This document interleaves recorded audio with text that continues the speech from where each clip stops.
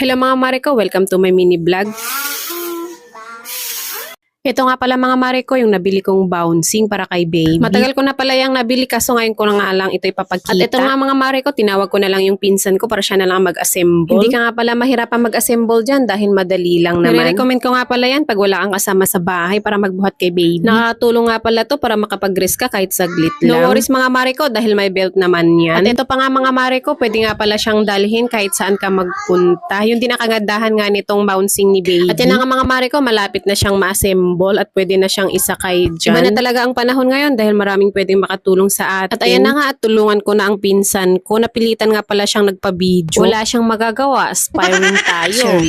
Hi, sa wakas mare ko, assembled na rin after 10 years. At ayan na nga, sinubukan na nga namin at nagustuhan naman niya. Kung gusto mo nga pala ng ganyan, ilalagay ko sa description box. Mura nga pala bili ko dyan kaya pindutin na at bumili na rin sa Yellow Basket.